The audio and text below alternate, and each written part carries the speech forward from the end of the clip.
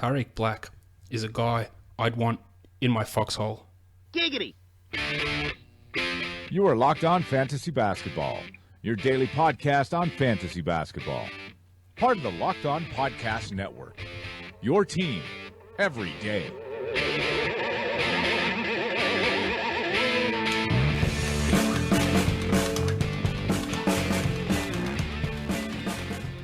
Hello and welcome to the Locked On Fantasy Basketball podcast brought to you by Fantrax and Basketball Monster. And today's Locked On Fantasy Basketball Monster, today's Locked On Fantasy Basketball podcast is brought to you by Daniel Omani Schwartz, who's today's Patreon sponsor. If you want to be a sponsor like Daniel, head across to patreon.com/redrock_bball. My name is Josh Lloyd and you can find me on Twitter at redrock_bball and on Instagram at the same handle.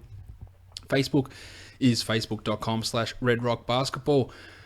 We've got stuff to talk about, of course we do. We had a very, very weird, very interesting day in the NBA with some things that I'm sure I'm going to get a little bit probably heated about. No, you know what, maybe I'll keep it under control because I'm recording this maybe 2-3 hours after the games have finished, so some of my confusion maybe has abated, but once I get back in talking to the games, maybe it'll come back. We've got all those 8 games to talk about from Monday's action, and we've got a 5-game Tuesday to talk about also. So let's get to it. All right, let's get stuck into the monstrous line of the night. Yes. I'm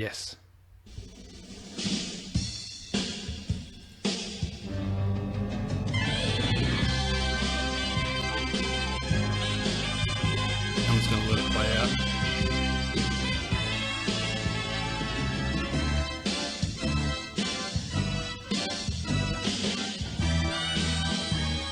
The ravishing one. Ravishing Rick Rubio is your monstrous line of the night with another just ridiculously good performance. He finally broke the Timberwolves assist record, single game assist record, which he held. It was previously at 17 and he'd done that 5 previous times. He broke it. He had 22 points. He had 5 rebounds. He had 19 assists. He hit 2 triples. He had 3 steals. He was 8 of 15 from the field. He was a perfect 4 of 4 from the line. This guy is good. This guy is beyond good. He is very good.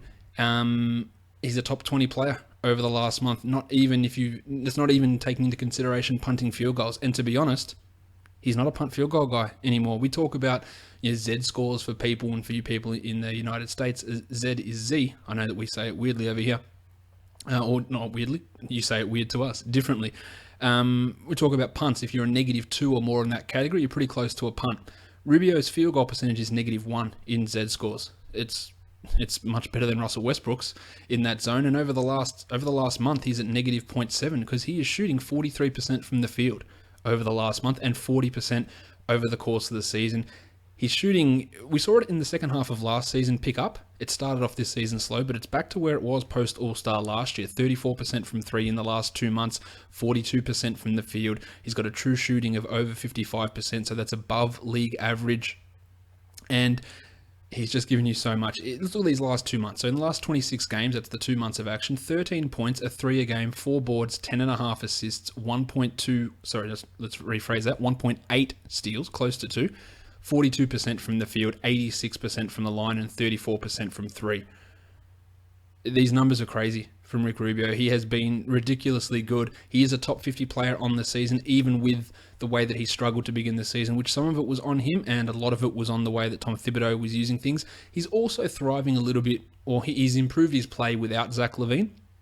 And some of that's LaVine related, some of that's Rubio related, and some of that's the way that the offense was designed to run, where it was Rubio come down, give the ball to LaVine and Wiggins, and go stand in the corner. And now it's Rubio, okay, you're not only the best passer on this team, but you're one of the best passers in the entire NBA. Probably a top 5 passer. You've obviously got Chrissy Paul, LeBron James, and then is it Rubio next as the next best passer? Jokic maybe, Jokic or Rubio. I don't know who's the next best passer, but he's up there.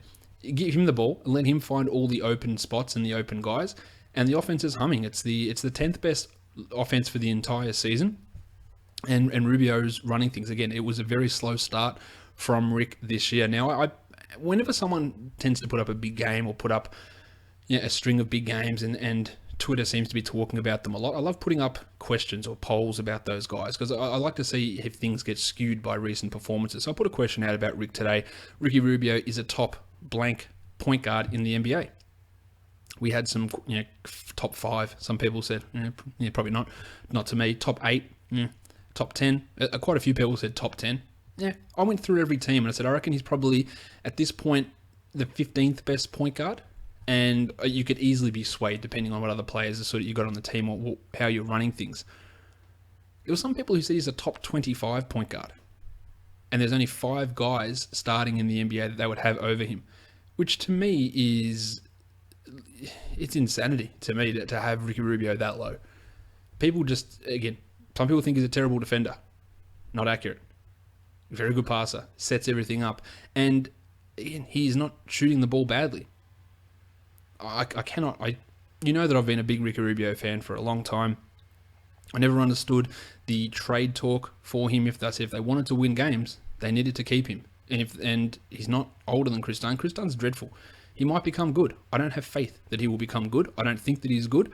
And I've said this plenty of times. In this upcoming class, I think that Chris Dunn would be like the 6th or 7th best point guard in this upcoming draft class. Yes, he got picked at 5. I think it was the wrong pick. I thought it was the wrong pick at the time. I think it's the wrong pick now. And I don't think that the Timberwolves should be looking to trade Rick. I know this has been a long Ricky Rubio spiel. But he's putting up some fantastic numbers, and it's coming just at the right time for fantasy owners. Really, really cracking at the moment. And look, his last 4 games, he's averaged 19, 4, and 13. 1.5 steals, 1.5 threes on 49 and 96. These are unheard of numbers for Rubio. I see Glenn Wells chimes in with a question here that Ricky Rubio has been seeing the doctor from the Dons. That's a reference that only Australian football people are going to understand. Not sure about that, Glenn. I don't think that Rubio's been injecting peptides at this point. He's just good, and people think, oh man, he's become good. I think he's always been good, but I'm talking too much about Rubio. So let's move on. Just know that he is the monstrous line of the night. Let's talk waiver wire line of the night. Well, Vince Carter. Yep. You want to talk about things that are sustainable? Rubio's production, relatively sustainable. 15 points, 10 assists. That sort of stuff is fine from him. Probably not 22 points and 19 assists. I doubt he gets that all the time.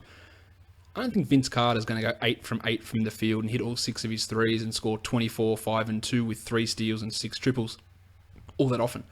And by all that often, I mean never, ever again in his entire career will he do this. But it was fantastic. And I love the way that Vince has remade himself over the last couple of seasons. For a guy that probably should have been out of the league 3-4 years ago, he just turned into a bench role player who comes out and hits threes, and he has been great at it, especially back in Dallas. He dropped off in Memphis the first couple of seasons, but he's been impressive again this season, hitting threes at a pretty decent rate, which is basically the majority of what he does. Half his shots are from 3. He hits them at the same percentage that he hits his 2s pretty much. And now with Chandler Parsons done for the season. It's not official, but he's done for the season. He's out indefinitely. He's going to be having surgery on a torn meniscus. He is done. Someone's going to have to start. And it was Vince Carter today, and it worked out well. Now, whether it remains Vince, I don't know. They might put Jimenez back in there. But Vince, for now, in the last 3 games, he's hit 6 triples. He's had 6 steals. He's had 31 points in that time. 32 points, sorry. It's definitely not a 12-team league situation, and today is clearly the outlier. But those threes, that can happen. He can hit threes. He's hitting 1.5 threes per game this year in 24 minutes. That's not bad. So when you're looking at low-volume schedule nights, you need threes. Vince Carter now comes into your collective thoughts because instead of 23 minutes a night, he might be a 28-minute a night guy. He might be 27 minutes a night. And instead of hitting 1.5 threes, he might hit 1.7 or 1.8. Or from now on, for all we know, he might hit 2 threes a game for the rest of the season. And that's going to be useful. Deeper leagues, sure. You're in a 16-team league, you grab him. 14-team league, maybe. Every other one shallower than that, you just take a look and you see how it pans out, and you stream him in when it's necessary. But he looks like he's going to be the big winner from the Chandler Parsons situation. There's not much production that Parsons was providing that needs to be reproduced or replicated, because Parsons was averaging about 4 points a game, it felt like. So there's no people don't come in now. We're going to take all 15 of Parsons' shots per game and do all his defensive work and what about all the creation that he was doing? Nothing. So there's not much to replicate. It's just his 23, 24 minutes a night. Carter gets some extra of those. Troy Daniels gets some more. He becomes a deeper league interesting guy as well. You see Jim Ennis maybe, who didn't play a huge amount today, but that's the situation we are with Chandler. Obviously, you drop him in any league that you own him in that's not Dynasty. The worrying thing about Parsons, I'll talk about that now, is that this is not the knee that's caused him all the problems. It's not the knee that he had the surgery on in the off-season. It's not the knee that he's missed all his time with. It's the opposite knee. It's not the knee he had microfracture surgery on. It's his other knee. And compensation injuries are obviously a real problem, and that's probably what's happened here. But this is a real pain in the ass. So it's not that knee that's just been causing him to miss these games, these rest games or these back-to-backs. It's not that. It's something completely different, and that obviously is a massive, massive concern for Memphis and for Chandler moving forward. I'm still holding him in Dynasty leagues. He might get, if you're in like a deep, say a 250-player deep Dynasty league, he might get dropped. I would grab him if I'm not in contention this year and just to see what happens, because we know the potential's there, but this is a very, very worrying sign for Chandler moving forward. Let's go on to the young gun of the night. Yeah, Karl Anthony Towns. He was good. He was better than good. 39 and 13, 2 triples, 2 assists, 1 steal, 17 of 26 from the field. This guy is shooting at a ridiculous rate, over 60% from the field in the last 2 months. Over 60%. He's the number 3 ranked player. I've talked about him enough. He's ridiculous. I don't think we actually do talk about him enough as a general NBA community. We did last season, and then we sort of were a little bit down on what he did at the start of the year. Now it's just sort of commonplace, but he is unbelievably good. And at this point, you'd have to consider him not a favorite, but a chance to get a spot on one of the 3 All-NBA teams. I think he's a chance for that, because again, they have to have a center. So Marc Gasol's going to get one of those spots, whether they class Anthony Davis in there, Rudy Gobert, DeAndre Jordan. These are other guys, but he's in that discussion and he will get votes. I don't necessarily think he'll get in there, but he will get votes. He was at it again. He was fantastic. Let's talk dud of the night. Robin Lopez. Got a lot to say about Chicago, which we'll get into a little bit on. 6 points for Rob, 3 rebounds, 2 assists, 1 block, 3 of 7 from the field. Wasn't a great night, but how can we know what's going to happen with Chicago on a nightly basis? The answer is we can't, because it's impossible to predict, and that team is an absolute shit show. Yes, the game before that, Lopez was fine, 13-3-3 in that disaster of an embarrassment against Boston. But I don't think that he's a must-own player. I've been saying that for quite a while. He's the 140th ranked player on the season, playing under 28 minutes a game. He's actually shooting below 50% from the field, below 71% from the line, so not helping you in any percentages really, which was one of his strengths before. He blocks only 1.5 shots per game. He is not a 12-team league player, in my opinion. All right, that's the dud of the night done. Let's now move on and talk about these games in a bit of extra detail. The first one, strap yourselves in, because it's the Chicago Bulls. They took on the Charlotte Hornets and they got the victory. And they got the victory in the most un-Bulls fashion imaginable. They took 43 pointers. 40. This is the Chicago Bulls. They took 40. They hit 14 of them. And they made sweeping changes to their rotation yet again. Amazingly, Jaren Grant, who had been the starting point guard for the last month or so, he became the 3rd Bulls point guard. The 3rd to go from starting one game to DNP-CD the next. Rajon Rondo did it. Michael Carter-Williams did it. Fred Hoiberg is a terrible, terrible coach. Garpax are a terrible front office combination. They are bad. They are bad. And the roster that has been given to Hoiberg is not ideal. I understand that. But Hoiberg makes dreadful decisions. He has no ability to provide confidence to players. I feel like the players have to do it to themselves. They have to try and perk each other up and get each other in the right frame of mind. The coach doesn't do that. He makes incorrect decisions with the rotation basically on a nightly basis. And for a guy that was actually playing well, Jaren Grant, I thought he was playing really well and looked solid, and he's probably the best point guard on the roster. Rajon Rondo fans, You can have your own opinion on that. And then he goes to a DMP CD. I don't understand it. Now, we'll start with Rondo because he moved back into the starting lineup and became the starting point guard. 36 minutes he played. He had 20 points, 7 rebounds, 6 assists, a steal, and 3 triples. There's a couple of things we can cross off here. He's not scoring 20 points. He's not hitting 7 threes, and he's also not going at 53% from the field. He's probably also not hitting his only free throw. But the rebounds, the assists, and the steals are nice. And if he's getting 30 plus minutes a night, he will have value in very specific circumstances. But don't look at the points, don't look at the field goal percentage here and think that's going to continue. But he was good out there today. Hit those really, I think he hit 3 threes in the first quarter. Didn't hit another one for the rest of the game, I guess somewhat unsurprisingly. And the points were slightly inflated from what we'd normally see from Rondo. But it was a good performance, and he is back onto the radar. Jim Butler had one of his better games in recent memories. He had 23, 6, and 11. He also had himself a Richie Beno. 2 for 2. Yep, 2 steals, 2 blocks, 2 3-pointers, 11 assists there as well. A pretty good night, while Dwayne Wade bounced back and had 23, 1, and 5 with 2 steals and a block. So that was that. I had a big discussion on the show, when was it? Yesterday. I think, yeah, it was yesterday. Talking about how the Bulls made their third best player, potentially their second best player, a DMP CD. Nikola Mirotic. So Mirotic goes from straight after the Taj Gibson trade, playing well. 29 minutes, 27 minutes, looking really good, playing well. All right, cool, it's happening. Should be starting. Don't understand why they refused to start him, whatever. And then the minutes just start coming down. 20 minutes, 17 minutes. Okay, what's Hoiberg doing? Bobby Portis is still terrible. Nothing's changing with anything that he's doing, but Mirotic is losing his minutes until he moves out of the rotation.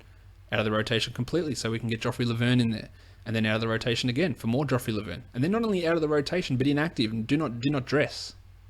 And then he comes from did not dress to playing 29 minutes and had 24 and 11 with 5 triples. He is the third best player on this team. It's not even close. It's not even remotely close. He should have been the starting power forward all season. I don't care that Taj outplayed him in training camp and they had a position battle. You can have a position battle all you want. If it's not the best thing for the team, it's not the best thing for the team. And that was not the best thing for the team. Taj does what he does, and I love the Taj. I actually love the Taj and Nico combination as a 4-5. But it's the wrong thing to do. And then to completely remove him from the rotation for spuds like Portis and Laverne made no sense. Now Nico's back.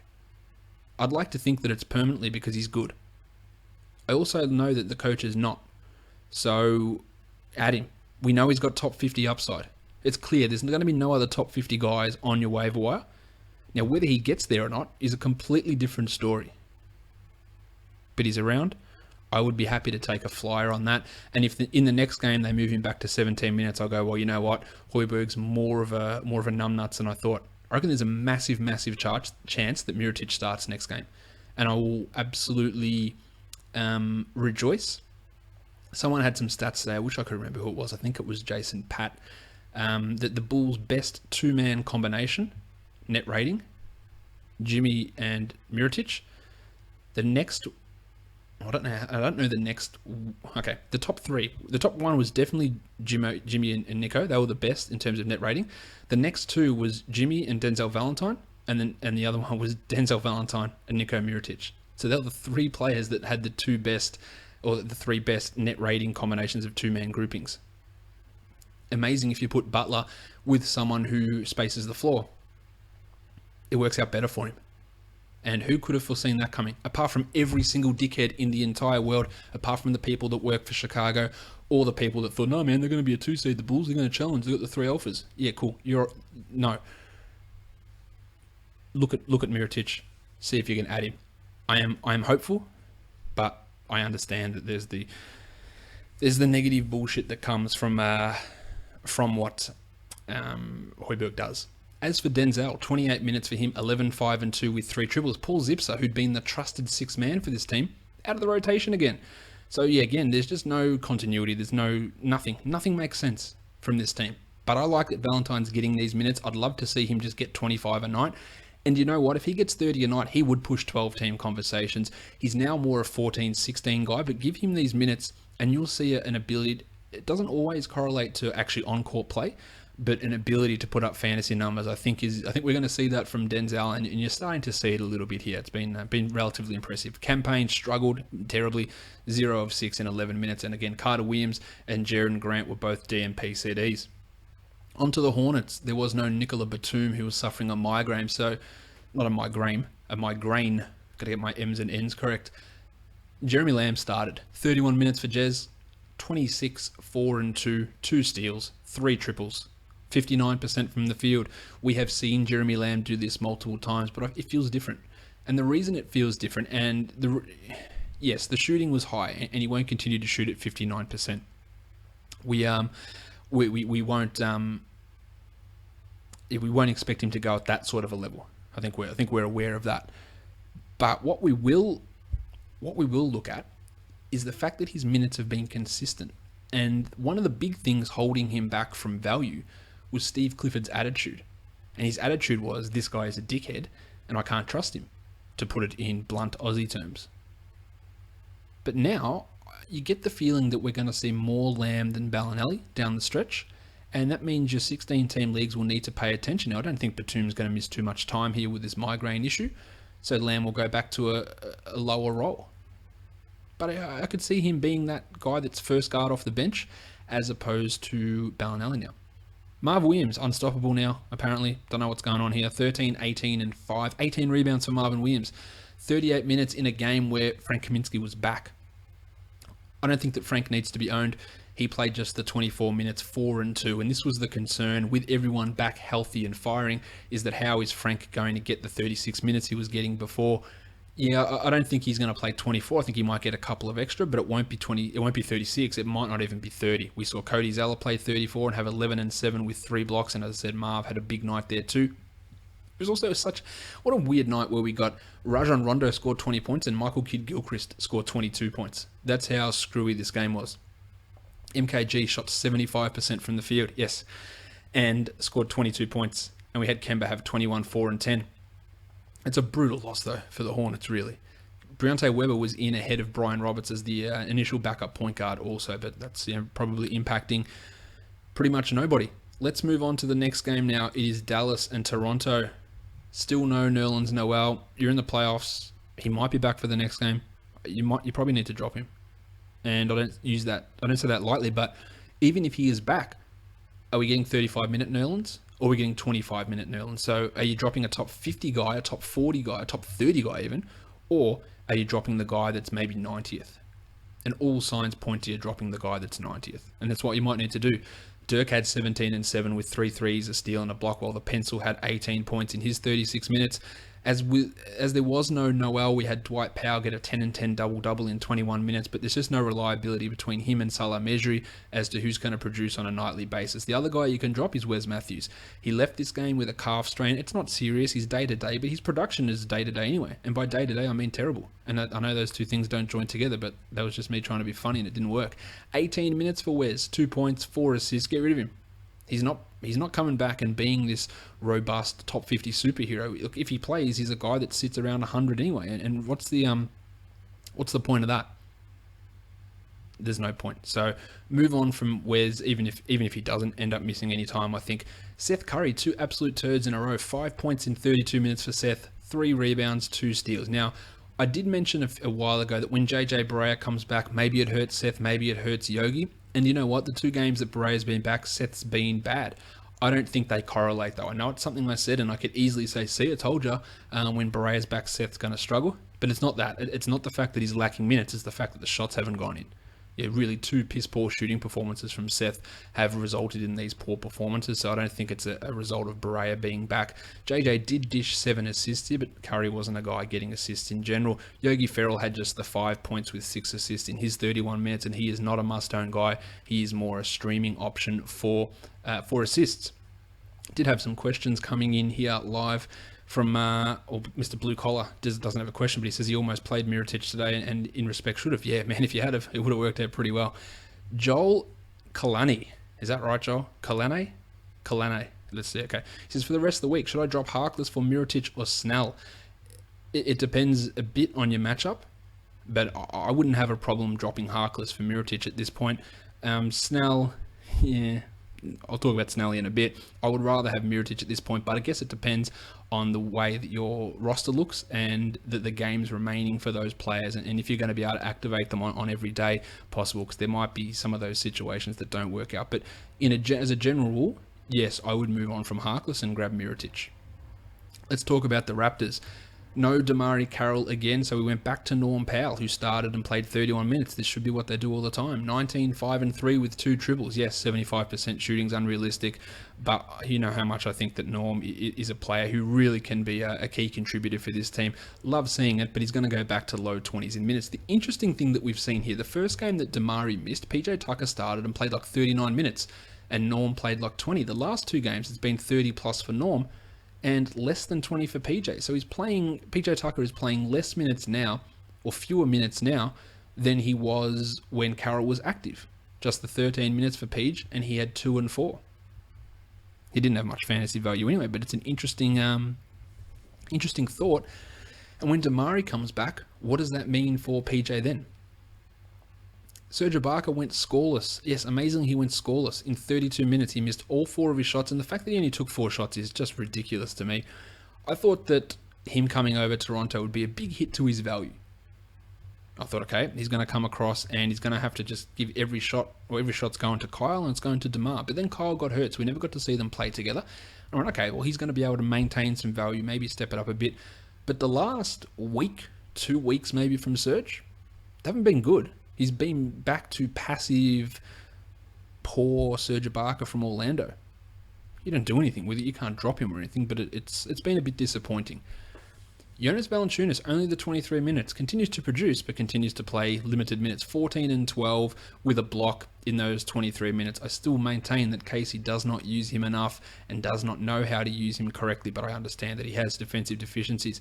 I love Delon Wright. 11, 4 and 3, a triple one for Delon in 20 minutes, and Corey Joseph played 26. Joseph is still a guy that I think you hold in most 12-team situations, and Delon's a guy that you grab in 16 to 18-team leagues, but I don't think that there is actually much difference between these two as players. If I was coaching, I would just want Delon doing a lot more than what he's doing now, and I'd be, if this team wasn't so pushing towards the playoffs and in a fight for the number 1 seed, I'd like to see what Delon can do on a more regular basis. But I'm not coaching this team, and that's probably not the prudent thing to do for a team that's in the position that the Raptors are in. But I like what Wright can do, so it's a situation to monitor. Joseph's had some good games, he's had some poor games, but when we look at it realistically, he's not a top 50 guy. He's not going to be a top 75 guy. He's going to be the point guard who sits as your 10th, 11th, maybe probably your 12th best player, and some of the time that might not be worth holding on to. DeMar DeRozan was pretty solid, 25 and 6 with a pair of steals there as well. Let's talk Washington and Minnesota. Brattles Beal did not shoot well, just 33%, but had 27 and 2 with 3 threes and 3 steals, so a good night there, while Markieff Morris had 11 and 7 with 2 steals. Now, something that I posited on the show a couple of days ago, talking about Marcin Gortat, who went from 21 minutes to 35 minutes. I went, okay, shit, that's a big double-double in 34 minutes. Like, what do we do with this? The thing is that I think because it was a back-to-back, we got extra Gortat, and on the games when it's not a back-to-back, we're going to see him play limited minutes. He played Gortat in this one just 23 minutes and had 7 and 4 with a block. I think that mid to low 20s minutes is probably going to be the expectation from Gortat for the majority of games. Maybe we see second nights of back-to-backs. Mahinmi goes down to 14, 13 minutes and Gortat pushes back to 30. But otherwise, I reckon we're going to see a pretty even split. Mahinmi played 22 minutes and had 5 and 7 with a steal and a block. I want to give a quick shout out to Locked On Warriors host and host, of course, of the Dunked On Basketball podcast, Danny LaRue, who had potentially the greatest NBA pun of all time today. Talking, I think Nate Duncan was talking about Jan Mahinmi, and Danny's tweet was, when he gets going, Jan can cook. Jan can cook. That's how you say it, not can. Jan can cook. And I don't know how many people actually get that reference, but I was legitimately sitting on the couch here and laughing out loud. Like, and people can write lol wherever they want. I was legitimately sitting here like a dickhead, laughing to myself about Danny's great pun. So Jan can cook. Otto Porter, 11 and 6 with 2 steals in 31 minutes, while Mark Keefe had 11 and 7 with 2 steals in his 33 minutes. Johnny Wall, just the 20, well, not just the 27 points, but 27 points, but really not a good percentage night for John, as he went 14 of 19 from the line and 6 of 16 from the field, only 5 assists. So definitely a subpar performance from John. Speaking of subpar, Bojan Bogdanovic played 25 minutes and had 12, 4 and 1. I've gone over this ad nauseum. Stream for threes, that's it. He's not a 12-team league guy. The Timberwolves, I've already tossed off Rick and Carl enough. Gorgie Jeng went back to 32 minutes, 10 and 9 with a steal and 3 blocks. And interestingly, with him playing 32 minutes, we still saw Nemanja Bjelica play 29. Part of that's because Karl Anthony Towns got into early foul trouble. He had 2 fouls in about the first 3 minutes. Didn't have another foul for the rest of the game, but that enabled Bjelica to play some extra. He had 16 and 10 in 29 minutes. Now, I don't think that Bjelica is all that good. I think he's looking much better recently, but he would need 35 minutes a night, I think, to be a 12-team ownable player. At that point, I don't really think he's there. It was a good night from Brandon Rush, who was really, really feasting on the Rubio assists. 12 points, all from 3, 4 triples in 33 minutes. Not much else, and there's not much to see there. Well, Wigo, 15 points on 15 shots. Yeah, not a great night from Wigo. Just the 1 assist, 5 boards, and a block. He's really in a significant slump at the moment. Let's talk Milwaukee and Memphis. Broggo was back from his back issue that caused him to miss the last couple of games and went back to the bench, because of course he did. But then he went to the bench and played more minutes than he'd been playing as a starter, and played more minutes than the starter. Standard Jason Kidd screwiness. 32 minutes for Broggo, 15, 2 and 8, 3 threes, a steal, a block. There should really never be a situation outside from a night where Daly is just getting ridiculously hot that Brogdon shouldn't play more minutes than him. I don't care who starts a lot of the time. It doesn't bother me too much, but he should be playing the majority of these minutes. It's a big night from Broggo. You know I like him. I like his fantasy potential. He should be owned in most situations. I had a question before about Tone Snell, and he is definitely improved. 28 minutes for Snelly, 10 and 3, 2 assists, 2 steals, 2 triples, and over the last couple of weeks, he's like a top 100 player. Now, I don't believe that sticks. It's coming on 50% shooting, but if you need some threes, you need some steals, you know the minutes are going to be there for Snell, unbelievably, that they're going to be there. He can definitely be a guy that helps in certain situations. Johnny Henson was still in the rotation, 16 minutes, 2 and 5 with a block, nothing to see there. And it didn't impact Greg Munro too much, which is always the thing we want to see. 13 and 5 with 2 steals for Greggy in his 26 minutes. Yanni had 18, 5 and 4. Wasn't a great night from Yanni. It was a fairly significant blowout, while Daly had 13 points and Chrissy Middleton had 11, 3 and 3 in his 35 minutes. We continue to see Thonmaker start, and he starts and then that's it. He comes out and doesn't come back in, although in this game he did come back in late. 11 minutes, 3 points. Terrence Jones played.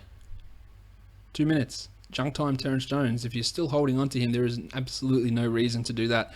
12s, 14s, 16s. Remember he asked the Pelicans, can you guys release me so I can go somewhere where I'll have a better opportunity? Yeah, because I want to play. I want somewhere where I can go and get more minutes and work myself into a bigger contract. And he goes and he plays 2 minutes in 3 weeks. He is not good. And the coach is not good. It's not a good combination. There is no way that this is happening for Jones. On to the Grizzlies. Mick Conley, 20 points, 10 assists, 3 steals, a solid night, while Marcus Gasol had 13, 7 and 7. So good nights from the star guys. It was good for the Grizzlies to get this victory because they had been in a lot of trouble. So once again, another change to the starting lineup for David Fizdale. Normally, I'm not a fan of just change every night, but when his previous starting lineups had made absolutely no sense and they'd got smashed, that's fine. They were the wrong decision initially, and you can correct them straight away. That's fine. JaMychal Green had 2 and 6. There's nothing to see with him. While Tone Allen was back and played 30 minutes, 15 and 4 with 2 triples. Zebo, 14 and 7, 21 minutes. This is why he's an unreliable must-own 12-team league guy, because of production like this, because of nights like this where his minutes get limited. Jimmy Ennis had 2 points in 12 minutes, while Tone Douglas went from a guy playing like 20 minutes a night to being a junk time specialist, just 2 minutes of action for 2 points here. So any of that deep league value that Tone Douglas was throwing up before, that has evaporated. Let's move on to the Atlanta Hawks and the San Antonio Spurs. Tim Hardaway Jr. remained on the bench, but still played 29 minutes and had 17, 2 and 4, 3 triples, 2 steals, 1 block. And he was one of those guys like a Bojan Bogdanovic that was points and threes and that's it. He has really worked on his game with his ball handling, his steals, his assist numbers. All that has come up. I would much prefer him over Tabo and over Kent Bazemore. So if I'm grading these Atlanta wings, Hardaway's the guy that I want. He's not going to be consistent. He's not going to play 34 a night. He might play 22. He might play 35. He might be somewhere in the middle. But on a nightly basis, he's more likely to put up numbers than those other two. Dennis Schroeder was great, 38 minutes, 22, 2 and 10 with 2 steals, while Ersan Ilyasova had 8 and 5 in 23 minutes. Dwight Howard took 5 shots. This second half of the season from Dwight is very reminiscent of the second half of the season we saw from him in Houston, basically just not touching the ball on offense at all. His numbers have dropped significantly. He's like outside the top 150 over the last month. He's taking less than 7 shots per game. 2 years ago, he was taking 11 shots per game. That's a pretty significant decrease, like a 30% decrease in field goal attempts. He's just absolutely missing at the moment. I don't think you can really drop him, but man, it's been a real weird sort of drop-off. Paul Millsap struggled, but ended up with 16, 3 and 5 with a steal and a block for the Spurs. Kawhi was back from his concussion. I don't think there's any worries with him moving forward. 39 minutes, 31 points, 5 boards, 4 assists, 3 triples, 1 block. Didn't shoot well, but everything else looked pretty good. And this is the sort of thing that I expected to see from the big men. Without LaMarcus Aldridge, we got 30 minutes of Dave Lee. 14, 6 and 4 with a block. He is absolutely fine to be owned in 12-team leagues everywhere. I wouldn't say he's a must-own because it does depend on what your squad looks like, who you'd be dropping, that sort of stuff. But you should look at him in every league that you're still active in. Can I add Dave Lee? Will it make sense? Power played 27 and had 13, 10 and 4, while Dwayne Dedmon, just the 22 minutes, 4 and 8. I don't see much changing for Dedmon with Aldridge out, as I touched on yesterday. I talked about Danny Green, saying, man, when's the last time we had a big Danny Green game? Hasn't been forever. When's one of those games where he gets 4 threes and 2 steals and 2 blocks? Like, when's that going to happen? Turns out it was today, as he had 14, 5 and 1 with 4 threes, 2 steals and 2 blocks. It's been so long since this had happened that I don't think we can put much faith in it really happening again. There was no Tone Parker, there was no DeJounte Murray, so Pat Mills had to play a lot, and he did. 37 minutes, 15, 2 and 9 with 2 steals and 3 triples for Pat, but he's going to go back to 17 minutes a night when Tone Parker's there. And to be honest, in a lot of these situations when Parker's been out, he hasn't been anywhere near this good this season. Yeah, he had a really strong November and December, but he's been pretty piss poor for about the next 2 to 3 months after that, so don't get too excited. The other guy who benefits from LaMarcus going out is Davis Bertans, who becomes the backup 4. He had 8 points with 2 triples in his 14 minutes, and weirdly, well, not necessarily weirdly, because I don't really think he's that good, but John Simmons out of the rotation now, and Kyle Anderson played some extra minutes there. Let's talk about the Clippers and the Jazz. Chrissy Paul was fantastic. 33, 6 and 7 with 5 triples and a steal. I noticed a few things going on Twitter today about Chris Paul, about people not thinking he's good. This guy is so good. It's not even funny. And yeah, he just gets ridiculously underrated in seasonal comparisons, in historical comparisons. He is so good. And he was great here. Again, hit the 5 triples, a big night. Blake was not 8, 9, and 5 for Blake in 37 minutes. He struggled a little bit the last 2 weeks, I'd say. But still, putting up some okay numbers. While Jamal had 11 points in 16 minutes. Just highlighting again that you don't need to own him. DeAndre had 12 and 7 with a pair of blocks in 37 minutes, and Austin Rivers had 15 in 26. Austin's a nice 16-teamer, maybe a 14-teamer, but definitely nothing shallower than that. On to the Jazz. No Derek Favors, we know, out for at least a week. Rudy Gobert returned, had 11 and 10 with a block in 37 minutes. Rodney Hood wasn't a great night from Rocket, dealt with some foul trouble, had just 6 points in 20 minutes, but that opened the door for Jingle and Joe Ingles. 18, 4 and 2 for Joe, 3 triples in his 26 minutes, and he has been so good this year. What an interesting contract he is going to be next season when he becomes a restricted free agent. How much is he going to command on the open market? Will the Jazz match it? It's going to be a very interesting situation for him moving forward. For now, he's a great deeper league guy, but with Favors out and Joe Johnson playing more at the 4, more minutes open up at the 3 for Joe. You need assists, you need some threes, you need some steals. Joe can provide that, and he's not a terrible pickup in certain situations. Gordie Hayward had 27, 3 and 4, and Georgie Hill had 19, 8 and 6, just getting the job done for their team, while Joe Johnson had 14 in 28 minutes. He is playing that extra with Derek out.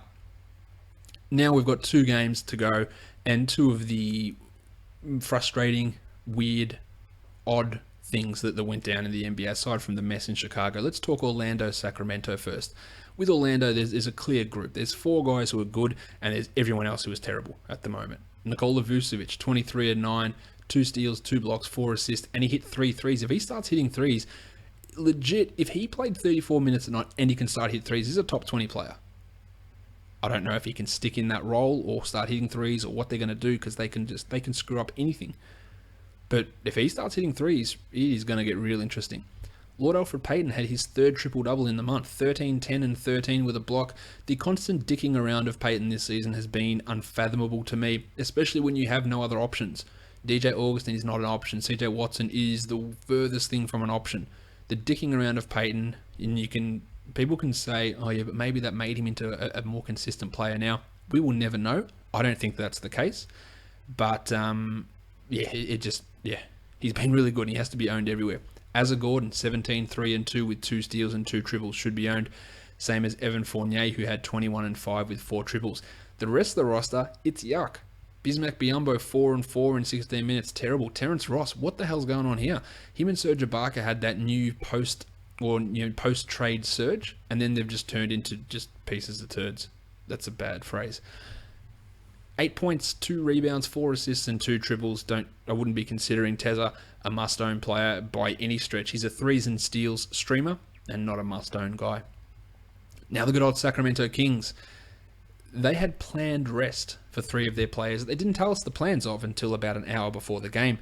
Ty Lawson was out for planned rest. Aaron Aflalo was out for planned rest. Costa Koufos was out for planned rest. And Tyreke Evans was out after resting the last game with ankle soreness. So we had 4 guys who were pretty significant parts of their rotation miss the game. This sort of shit, I say it all the time for the Kings, you can't rely on anything that they do from a front office perspective or from a coaching perspective in terms of reliability of minutes. We have seen an absolutely inordinate amount of starting lineups from this team. Rotations that change by the game, by the half, it appears, and shit that's never the same. So relying upon this, it's impossible. I don't know what to make of this without Lawson, Aflalo, Evans, and Koufos. It signals that these guys are going to miss more time down the stretch. There's going to be games thrown in. Does Tolliver become one of those guys? Does Temple become one? Does Collison become one of these guys? I don't know who's going to be part of the planned rest brigade. Literally, prior to this game, Dave Yeager, there was an article, I believe, by Jason Jones of the Sacramento Bee, having an interview with Garrett Temple and Aflalo, and I can't remember who the other one was, and Yeager, saying we're going all out to win every game. I'm not going to force feed the rookies big minutes. I want to rely on the veterans. I want them to bring us home. We're going to fight for every game. 6 hours after I read that, sorry veterans, you're all out. Which one is it? It's always the shit teams that play funny buggers. Collison played 33 minutes and had 19, 2 and 13 with 3 steals. Out of the players on this team that I feel the most confident with minutes, he's probably second, and it's fine to own him. The one I feel probably most confident with is Will Cauley-Stein. He played 36 and had 8, 7 and 1. Now, don't confuse confidence in production with confidence in minutes. I think he's going to get 28 minutes at least every night. I don't think he's going to necessarily be good every night. Now, 18 and 7 is pretty good. No defensive numbers, which is a bit of a letdown. But the minutes is what's encouraging. So he is fine to own. Skal Labissiere, they started him. Yeah, let's go, Skal. Let's get the young kids in. No, 20 minutes, what? Oh, we've got to give 28 minutes to Anthony Tolliver, though. Of course you do. Why wouldn't you, when you're resting everyone else, give a player who might not be there next season 28 minutes? Skal had 11 and 7. He had 4 blocks. I like what Skal's got. I like what he can do fantasy-wise. I just don't think he's going to get consistent enough minutes. As for Tolliver, he had 19 and 6 with 5 triples, and Garrett Temple started in place of Aflalo and had 14, 3 and 4 with 2 steals. Temple can absolutely be owned, but I wouldn't be expecting him to have consistency or be a must-own player. Bud Hield, another solid night from Bud, 17, 6 and 2, added 2 threes, had 2 steals. His shooting percentages have been fantastic since arriving in Sacramento. I think that he's fine for 12-team leagues. He doesn't have a huge upside or a huge ceiling. The ceiling is definitely not the roof for Buddy Hield, but he can put up pretty consistent numbers at the moment. So I put him in that group with Cauley-Stein and Collison, with the players I feel most comfortable with their minutes distribution moving forward. Now, yesterday we had a question come in, and I don't remember the gentleman that submitted the question. They said, is Luke Walton the worst coach of all time. And I defended Luke Walton. I said, no, he's not the worst of all time. Some of his decisions are curious at best. I want to give him the benefit of the doubt. I can't excuse what happened today for the Lakers. And if you don't know what happened, D'Angelo Russell was benched, so Jordan Clarkson could start. Now, there's a couple of ways that this could go down. Maybe it's a punishment for something. Cool. All right, that's fine. Maybe it's a punishment for him not executing down the stretch of the last game. Seems weird if that would be the case. Like, extraordinarily weird. Because again, you need to build confidence in these players and let them know that they can make a mistake without losing their friggin' job about it. So that would be weird. The next thing is Luke's explanation for it is, we're not in the playoff mix. Like, no shit, cool. You're not in the playoff mix. So we just want to, we're in an opportunity here where we can try out some new things and try out some new combinations. It doesn't make sense. Okay, you tried a new combination in the last game and you almost won against Philadelphia. You put Ivica Zubats in. You were running a really nice lineup. Russell, Nwaba, Ingram, Randall, Zubats. Cool. Complete adversity to using Clarkson and Russell together. There's a lack of chemistry between these two. That's fine. I don't think Clarkson's that good. I think he's fine. I don't think he's that good. But moving Russell to the bench so you can see Clarkson run with the starters, what's the end game here? What are you trying to do? Are you trying to see if Russell can work as a bench player? Because I can tell you one thing for sure: Clarkson's never becoming better than Russell. And you can say, okay, maybe we're going to get in position to draft Lonzo Ball or Markelle Fultz, and we want to see how Russell can work off the ball or how he can work in a second unit. That's all fine. But what if you don't get those guys? What if Russell is your guy? Why waste this time? Let him develop a chemistry with Ingram, with Zubats, with Randall. Clarkson's role on a team that challenges for the playoffs is as the sixth man. That's what his role will be. He's not good enough to be a starter on a good team. This just reeks of Byron Scottism. It's not on that level, but the decision is curious. Now, Russell still played decent minutes, 28 minutes, and I often say it doesn't matter really if you start and come off the bench, but going from 33 minutes to 28 minutes is a big dip. He had 10, 2, and 3, 3 steals, 2 triples, and shot just 29% from the field. It obviously impacted him.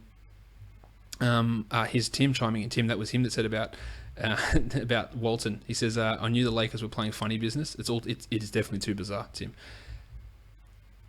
I'm still holding on to Russell.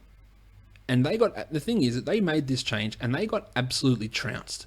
They got their pants pulled down and they got their asses poked by red hot branding irons. They got destroyed because Russell leads his team in points, in assists, in steals. He is this team. He is their best player, as much as you might not want to think about it because you want to label him as a snitch, whatever. He's their best player. This move makes no sense for the short term, makes absolutely no sense for the long term. And Luke, not a good decision. On the positive side, how's my boy Zubac going? Hey. 30 minutes for Ivica. 25 points, 11 rebounds, 1 assist and 1 block on 80% shooting. He should get decent minutes the rest of the way. Now, people will look at it and go, I can't trust Walton. He only played him 18 minutes in the last game. I think there was a reason for that. I think it was just the first in a back-to-back, the first game starting, the small ball lineup got them going back and got them coming better, or got them back into the game and playing better. I think we're going to see some pretty good minutes from Zubats moving forward, and I think he should be owned in the majority of situations. Brandon Ingram was in some early foul trouble, 14, 1, and 2 with a steal. I still like what's happening with Ingram at the moment. He definitely looks a lot better over this last week. While Julius Randle, this is why I can't work out this guy. 24 minutes, 7, 8, and 2. Like, what is he? I still would love to see Larry Nance start for this team. 2, 8, and 2 with 3 steals. He is a defensive monster, and you want defensive stats, Nance is going to bring them. As for Jordy Clarkson, he had 19, 2, and 3 in his starting role in 33 minutes. The other thing that's confusing to me, okay, you want to try out new lineups and see how they go, then don't give Corey Brewer 17 minutes. Don't give Metta World Peace 5 minutes in the first half. Okay, Ingram was in foul trouble. Sure, whatever. I don't need 22 minutes of Meta World Peace and Corey Brewer together is not experimenting with things for the future. Because these guys aren't a part of anybody's future. That shit makes no sense. Let's talk Denver. The Blue Arrow. 30 minutes for Jamal Murray. 22, 2 and 3, 2 steals, a block and 5 triples. This kid is good. He's very good. I think he starts this year. I don't know when it is, but we do have to take some of this with a grain of salt because this was a blowout of the highest nature. Until the end, the Lakers made it competitive at the end, but the Nuggets were up by 30 in the third quarter. So we saw a lot of players playing limited playing time and a lot of the reserves getting extra. Will Barton had 22 points with 6 assists in his 30 minutes. I wouldn't be banking on him being a 12-team league guy. I think Murray will be. I just don't think he's there yet. Mace Plumlee started with Wilson Chandler out, with Ken Fareed out. So he had 15 and 10 with a pair of blocks in 36 minutes. But don't get too attached to that sort of production. While the Rooster had 18, 3 and 5 in 29 minutes. Jokic only played 24 minutes. Still had 18, 9 and 4 with a steal, but no need for him to push it too much. While Jameer Nelson had 5, 4 and 6 with a 111. One-Show. I reckon One-Show is going to be so good. 13 and 6 with 3 triples in 19 minutes for One-Show. Just a deeper league guy, but definitely as a deeper league player is someone that you need to be looking at. Even for this season, I think I'm pretty excited about what One-Show is going to bring. Gary Harris. Nice, Gary. Yes, thank you to Adam Hunt for not alerting me to that sound, because I definitely know that sound. Anyone who doesn't know what that sound is not an Australian. That is Matthew Wade, Australian Test wicketkeeper. Just with his, I'll play it again. Nice, Gary. Just with his post-bowl cheer to Nathan Lyon. There's a big whole backstory behind that, but I won't get into it. Thank you to Adam for reminding me of the fact that would be a good drop for Gary Harris. So Gaz, there he goes. 12, 4 and 7 assists for Gaz. Just bringing new things out of the bag of tricks. 3 steals as well. Wasn't a good shooting night, 27%. But Harris is going to be a good player. This team has got a lot of players that I really, really like. That is that's done. That's all of that action done from Monday's games. I'm going to take a quick break, and then we're going to come back, transition ourselves into DFS mode, and talk about all of Tuesday's games.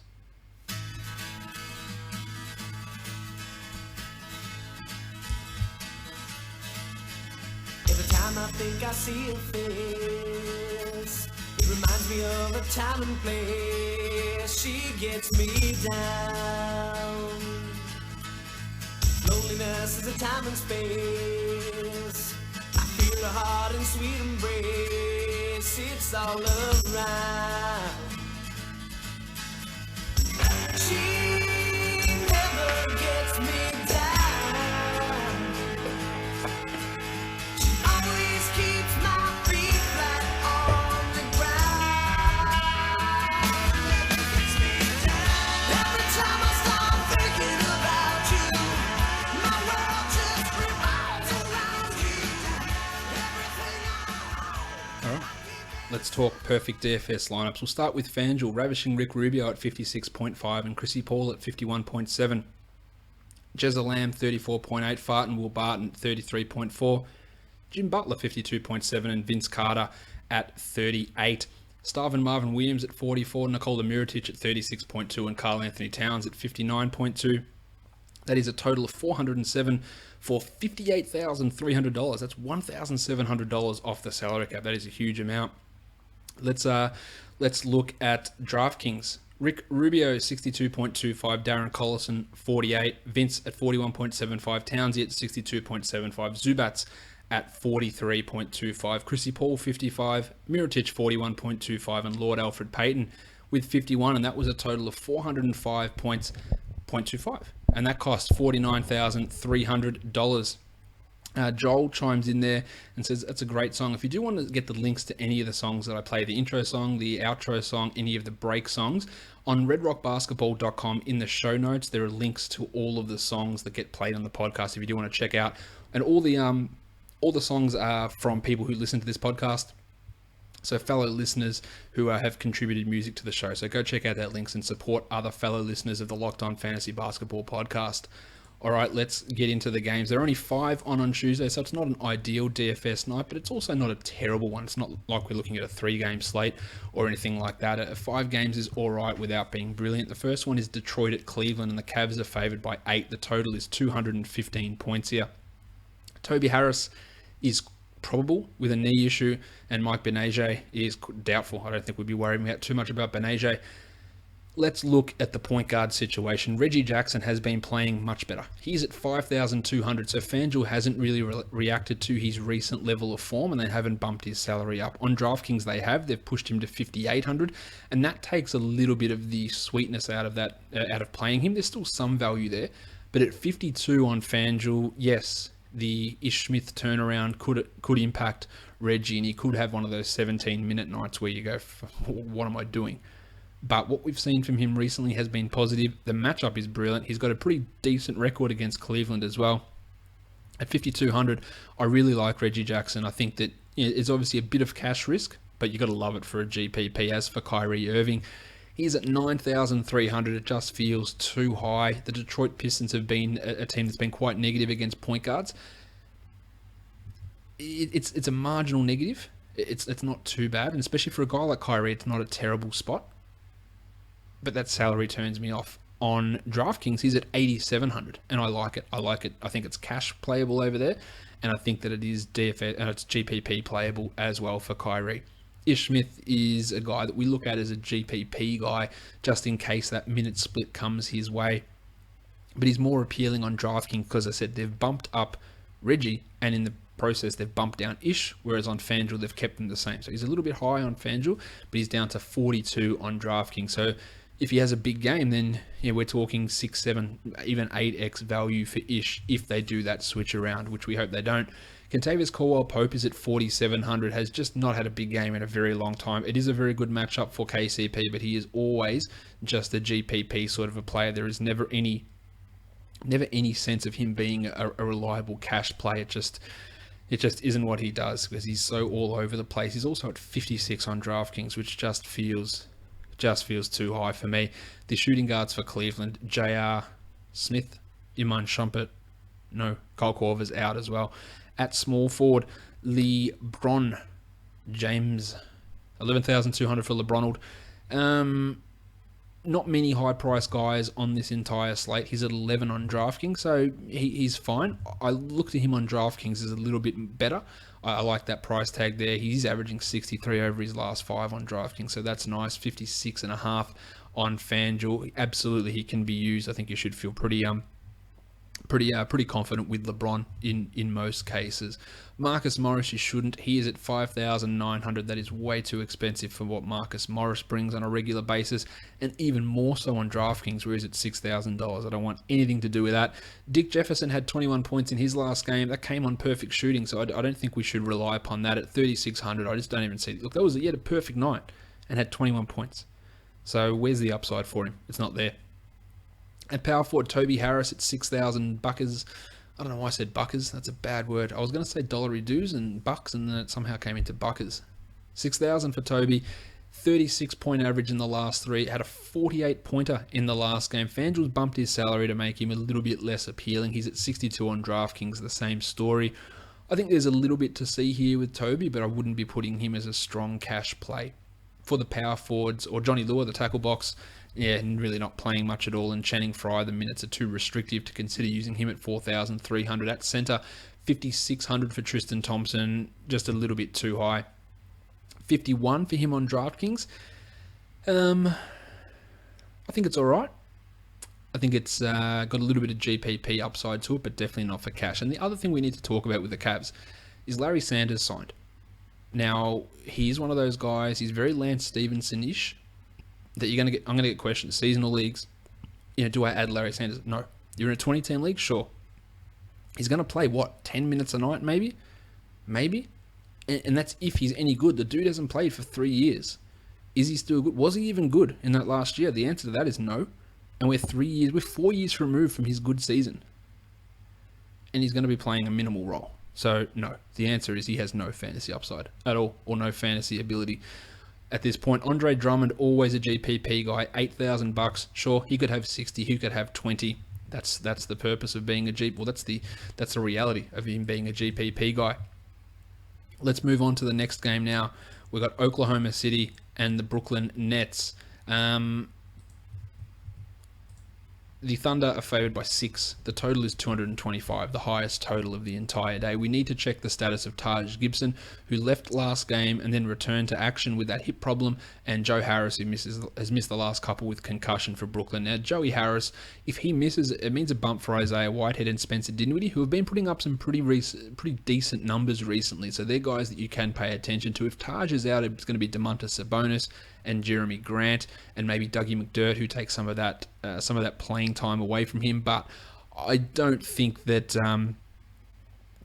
any of those guys become real great DFS options. Let's look at the point guards. Jeremy Lin is at 5,800. It wasn't a great night from Lin in the last game, but still managed to put up 25 points. And at 5,800, I think that Lin is absolutely worth a look. At 57 on DraftKings, I think he's got some pretty nice value there as well. Russ is at 13.4. I talked about there not being many high-priced guys really around. There's LeBron and there's Russ, and they're the two big names that are there. Russ 13.4, FanDuel's gone hard, and as have DraftKings, bumping him over 13,000, which is pretty commonplace on a slate where there's minimal games. I've got no problem using Russ. I think you should be looking at 60 plus. Now, the problem here is it's the Nets, and maybe there's a blowout, but the Thunder aren't that good that they're going to necessarily smash them, and that should enable Russ to, you would hope, get 60 plus points, maybe 65 plus, and repay that salary. So there's not many situations where I'll say at that sort of a salary I like Russ, but I think this is one of those times that you can go, yeah, this is a pretty good spot, especially when there's just so few other options around. Spencer Dinwiddie and Isaiah Whitehead are cheap players that you can look at. If Joey Harris is out, maybe they get to 25, and at sub 4,000, that could work in your favour. Shooting guard, Shawnee Kilpatrick's at 42. He's as up and down as they get, but at 4,200, there is definite upside there for a GPP play for Kilpatrick, but not strong, while Oladipo is at 59. I really like Vic at that sort of a salary. On DraftKings, he's at 63, Oladipo, and that's a little bit too high for what I would like to do. Karis LeVert's at 4,000, had a nice 28-pointer in the last game, but hit every single shot in that game, so I don't expect that to continue. I don't expect him to be able to reproduce that on a nightly basis. So, GPPs for Karis, and that's probably where we sit. He's at 37 on DraftKings, so you know he's going to start, but that doesn't necessarily mean anything when Kenny Atkinson's running things, because will he play 30? Will he play 20? He won't play 30. Will he play 28? Will he play 21? And we just don't know what that's going to be on a game-by-game basis, unfortunately. The other shooting guards, not much. You want to go Randy Foy revenge game? He is starting. Small forward, Andre Robertson, $4,000. No, thank you. Rondé Hollis-Jefferson, a big game in the last one, 28 points. He's at 4,400, but even more so than LeVert, you just can't rely upon what Atkinson's going to do with his playing time. So I just don't feel comfortable using him as an option. McDermott, no thank you. At power forward, Taj is at $4,000. Yes, he's starting, but will the minutes get there? I actually think that this is a good spot for Taj as a GPP guy. I think he can get to 30 points here. If the hip is fine, there's obviously a degree of risk of taking an injured guy in. We don't even know if he's going to play. But I do like Taj at that sort of a salary. If he starts, he's ready to go. Maybe you get 28 minutes. You should get 28 minutes out of him, and this could be the game. So I like him as a sneaky GPP guy. Enes Kanter's at 5,600. Just it seems about right most of the time.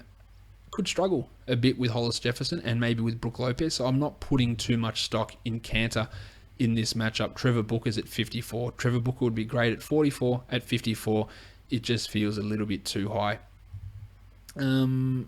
Who else do we look at here? No one else, I don't think, for the power forwards. At center, Brookie Lopez at $7,000 has done historically very well against Oklahoma City. I think that he's great at DraftKings at 65. He's pretty good on FanDuel at 7,000 as well. While Steve Adams, 5,300, he's just not getting anything done at that sort of a price tag. So I would rather move in a different direction than take big Steve Adams.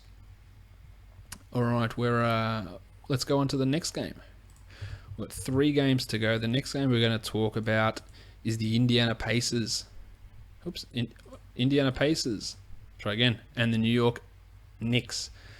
Now, there is a blizzard apparently hitting everyone in the Northeast. So if you guys do live in the Northeast and listen to this, I hope everything is good for you guys and the blizzard doesn't cause too much inconvenience or hopefully it doesn't cause any property damage or any sort of damage like that. So hopefully everything's good for you guys up there.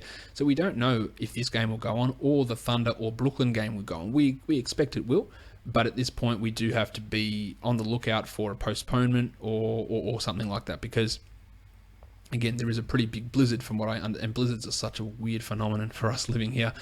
It literally has never snowed once where I live. Never seen snow. Never. It's such a weird phenomenon that your whole city can be shut down by just layers and layers of snow. Indiana and the Knicks. 3-point favourite, the Pacers. The total is 211. Miles Turner's got a bit of a finger issue. He's listed as probable, so he's probably ready to go. At point guard, Jeff Teague. My name is Jeff. Yes, it is. He's at 6,800. It's a decent matchup for him against Rose and the Knicks, but I don't think that he's the strongest player out there. I don't think there's much GPP upside in Jeff, to be honest. And for cash, he is alright without being spectacular. I probably prefer him a little bit more on DraftKings, but still, it's not a great spot. And same for Derrick Rose at 6,500. Just continually is overpriced, and I can't really ever see myself looking at Rose and going, you know what? This is a great DFS option. He just is consistently priced too high. Courtney Lee's at 5,100. He's been putting up big minutes and pretty good production, but I just don't feel great about him at that sort of an elevated level of salary. 49 on DraftKings. It's fine. There's no upside in it, and it's not a bad cash play, but it's also not the best. Monte Ellis and Rod Stuckey, no thanks. Small forward CJ Miles at 31. If you want to take a punt on a cheap small forward, he is the best one out there. Yeah, he could get hot and hit 7 threes, and that would easily repay that $3,900 of value. But he could also do nothing and put up 11 points. And that is the concern with CJ. Paul George is at 8,100. There aren't many players playing on this entire slate. So Paul George at 8,100, you should feel pretty good about him getting close to 40 points in a pretty good matchup for him against Mallow. And Mallow, I think, is in a pretty good spot as well. The downside for Mallow is he's got Paul George on him, but at 7,700 for Carmelo Anthony, he put 39 points up in the last game. You should be looking at 37 or 38 points. I would think that he's got that ability to get that, and that makes him nice at 7,400 for him on DraftKings. Yeah, I think he's a pretty good option there as well. Little dog Glenn Robinson, Lance Thomas. Lance Thomas is a punt option, but he is 4,300 on FanDuel, so maybe a little bit too highly priced, where he's at 38 over on DraftKings. So some definite upside if they decide to go with him, but at this point we don't know what the Knicks are going to do because they haven't worked it out yet themselves. Power forward. He is at 6,600. He's coming off 11 blocks in the last 2 games. He put up 43 points in that last contest. He's averaging 38 over the last 5. I like it for him here. I don't think Thad Young is going to be too much of a concern for Porzingis. Whether he plays at center or not, I don't know. I hope he does. I like him on both sides. Probably a little bit overpriced on DraftKings at 7,200, but I really do like the 6,600 for him over on FanDuel. As for Thaddeus Young at 4,800, he's just so limiting in what he's producing at the moment. Sure, he could have a big steal night and put up 33 or 34 points. I just don't feel all that confident with Thad being able to do that at this stage because he just has been so poor for so long, really. The last month or so, he just has struggled in such a big way. Centers. Billy Hernan Gomez, 5,700. I don't know what we're going to get out of Bill, and the reason I don't know is because I just don't know what Hornacek's going to do, and that's a concern because he could start him, or he could start Lance Thomas, or he could change it at halftime. He's at 5,700 Bill, and I just don't think there's a great deal of upside in that price. He's at 53 on DraftKings, so he's come down a bit, but I still don't really see it as being a great spot. Miles Turner at 6,200 just continues to suck at the moment, really. He has had good success against the Knicks, and we've seen plenty of centers go off, so I like Miles as a GPP player. Love it at 5,700 over on DraftKings, but I would not want to trust it in cash. But at some point, Turner's got to turn it around, and we've seen so many big men be able to put up big games against the Knicks. That's what I'm banking on here. Fingers crossed. All right, let's move on now to the next game. We've got Portland and the New Orleans Pelicans. The Pels are favored by 3, and the total is 217 points. Injury-wise, it's just Dante Cunningham. He's questionable with an illness, but he wouldn't make any impact whatsoever. At point guard, Drew is at 7,700. Had a really good game in a game where DeMarcus Cousins was limited. Had 45 points in that one. I put very little faith in Drew being able to exceed a $7,700 price tag. At $7,000 on DraftKings, it's a little bit better, but it definitely is not something I'd look at in cash. And the same thing is Damian Lillard. I don't think I want to trust him in cash at all. At 8,800, it's a big price tag. He had 47 in the last game, yeah, but he's averaging just 40 over his last 5. He's got a pretty good floor, but the floor's only 36 and the upside at 47. I just don't like it at 8,800. It just feels too expensive. And you know my take on Lillard. He's basically just a GPP guy because he is so inconsistent with his production. At shooting guard, I like Jordan Crawford. Sounds weird. He's at 3,500. He's had 3 games and he averages 25 points. Yeah, he's going to get his shots. He's going to get his minutes. And that's a great spot for a guy in a GPP. He's at 3,900 on DraftKings. Again, 32 points in the last game. At 3,900, that is a cracker. Really do like Jordan Crawford there at that price. You like him on both sides. Each one more, not a lot to love there. CJ McCollum at 7,300. A good game from CJ in the last one. Has been putting up some pretty solid numbers. This is a good spot for McCollum, so I will have no problem with considering him a guy to use. I think that he's a fairly rock solid guy and definitely a bit more consistent than what Dame Lillard is, at least from a DFS point of view. 3,900 for Alan Crabb. He is just a GPP player. For the small forwards, Mo Harkless is at 45. Do not like it at all. 5 points for Mo in the last one. Not putting up great numbers, and 45 feels about $500 too expensive. He's at 48 on DraftKings. That's even worse. Solly Hill, Dante Cunningham, no thanks. At power forward, Al-Farouq Aminu's at 5,200. I think there's a little bit of upside there in Aminu. It's not great. And at 55 on DraftKings, I'm not totally into it, but there is something to see there. Tone Davis, 11,600. Big men have thrived against Portland. Tone's coming off a 78-point game. You should feel pretty good about him approaching 50, I would think. So I think he's worth a look on both FanDuel and on DraftKings. Noah Vonleh, I don't think so. At center, Yusuf Nurkic, 6,600. Yep, fine, like it. Price drop of $600 really works in his favor as well. At 7,000 on DraftKings, maybe a bit high, but definitely not something to completely turn away from him for. On FanDuel, DeMarcus Cousins has gone down by $1,500 to $9,000. Yeah, that's because he's averaging 35 points over the last 5, but that is a very, very good price. He has toyed with Portland before. He gets to renew his Myers-Leonard rivalry. This is a real chance for a big boogie game, and I really, really like it. I think that him and Davis aren't necessarily great to pair together. I don't hate pairing them in cash. I don't think they're a great GPP pair. I think they're a good alternate GPP pair. And 9,000 for Boogie, I think is a great price. At 96 on DraftKings, he has got a real chance to put up a 60, even a 65, which is going to be great value at that sort of a salary price, assuming he gets to go up against his mate Myers-Leonard. Let's move on to the last game of the night.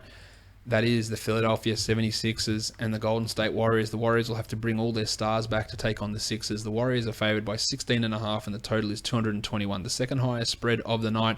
It could get real ugly. Bob Cove is questionable for the Sixers as well. The Sixers are on this long road trip in California. Yeah, look, it makes a lot of these guys real risky. Let's start with the point guard. Steph is at 10,100. Has really struggled to get to that 50-point mark a lot of this time. He's got GPP upside, no doubt about that. And at 98 on DraftKings, it gets a little bit more interesting. But I wouldn't be thinking he's a core player. TJ McConnell at 54. Yeah, I don't like it. I think he can do better than TJ. No other point guards to really talk about. Klay Thompson's at 7,200, has been inconsistent all season, has put together a string of good games, but I still would only be looking at him as a GPP play. 69 on DraftKings and 72 on FanDuel. Sauce Castillo, Pat McCaw, both minimum salary guys. Maybe you look at Stauskas, but I just don't think either of those guys, even in GPPs, is really worth too much of a look. While Ian Clark at 3,600. He had 40 points in the last game and a nice performance before that. I just don't. Look, Steve Kerr said, we need to get him some minutes, but there's just not going to be enough minutes to get him to be able to even get close to 20 points, I don't believe. And Timothé Luwawu-Cabarrot, if Covington is out. You might want to look at Luawu Cabarro. He had 25 points in his last game. He's a $3,700 player. Yeah, there is definitely some GPP upside in Luawu Cabarro if Covington happens to be out. At power forward, Draymond's at 7,900. I really like this matchup for Draymond. I think this... Actually, I didn't even talk about small forwards. Let's talk small forwards, sorry. Andre Iguodala, 4,900. I actually think this is not a bad spot for Iggy. At 46 on DraftKings, I think he's got some cash play and maybe a little bit of GPP upside. I like Iguodala at that sort of a price tag. As for Bob Cove, we don't know if he's playing, and 7,200 is too expensive. Power forward, I talked about briefly. Draymond at 79, I do really like. 77 on DraftKings, I think you're looking at 40 plus. On DraftKings, he averages over 48 the last 3 times he's played the Sixers. I think this is a good spot for him. I also like Richaun Holmes at 4,500. He did well the last time he played the Warriors, has been very good against them in recent times. He's a sort of center that can bother them a little bit. I think that at 4,500 he is a very, very solid GPP option. Obviously, we're not picking him as a cash play. Centers. Jahlil Okafor was an absolute embarrassment the last time he played the Warriors. He's at 5,200, Jahlil. Yeah, I have no interest in playing him in this matchup against the Warriors. As for Zaza Pachulia, 4,400. I think that Zaza is not a bad cash center if you want to spend up on Russ or with LeBron in other positions and you want a cheap center who you feel pretty good about getting 20 points. Zaza could be that guy on both sides. He definitely has a little bit of value there. 38 on DraftKings does make him a lot more appealing than what you might think. Let's now wrap it up with the picks of the day. We'll go to FanDuel first. Reg Jackson at 52 and Westbrook at 13.4. The shooting guards, Jordy Crawford, 35. Vic Oladipo, 59. Small forward, CJ Miles, 39. Mallows at 77 and Paulie George at 81. At power forward, Richaun Holmes, 45. Kristaps Porzingis, 66. Anthony Davis, 11.6. And at center, Zaza Pachulia, 44. Brookie Lopez, 7,000. And Boogie's at 9,000. On DraftKings, Isaiah Whitehead, 33. Jeremy Lin, 57. And Kyrie at 87. Shooting guard, Jordan Crawford, 39, Klay Thompson, 69, and Karis LeVert, 3,700. Small forwards, Karis LeVert, 3,700. Carmelo Anthony, 7,400, and LeBron James, 11,000. At power forward, Thaddeus Young at 4,300 as a GPP, Draymond at 77, and Boogie at 96, and at center, Zaza's at 38, Brook Lopez at 65, and Tone Davis at 10,500. Let's go on to the Aussie sides now. Moneyball, Jeremy Lin, 4,800. Reggie Jackson, 5,500. And Russ Westbrook at 13.6. Shooting guard, Jordy Crawford, 35. Vic Oladipo, 6,000. Small forward, Lance Thomas, 35. Mallow at 7,500. And Paul George, 8,200. Power forwards, Richaun Holmes, 47. Porzingis at 72. And Davis at 11.4. And at center, Yusuf Nurkic, 7,000. And Boogie at 10.2. Draft stars, Isaiah Whitehead, 5,350. Jeremy Lin, 11.2. And Steph at 18,950. Shooting guard, Courtney Lee, 7,750. Klay Thompson, 12.3. And Kyrie at 17.1. Small forwards, Andre Iguodala, 77. Dario Saric at 11.5. And LeBron at 19,350. At power forward, Quincy Acey, 5,000. Al Farouk Aminu at 9,450. And Paulie George at 15,150. And at center, Richaun Holmes, 7,800. Brook Lopez, 12,550, and DeMarcus Cousins, $20,700. We are done here, guys. Follow me on Twitter at redrock_bball. Support the podcast. Subscribe to it. Leave a review on iTunes. That would be great if you could do that. We are done here, guys. Thank you so much for listening, everyone. See ya.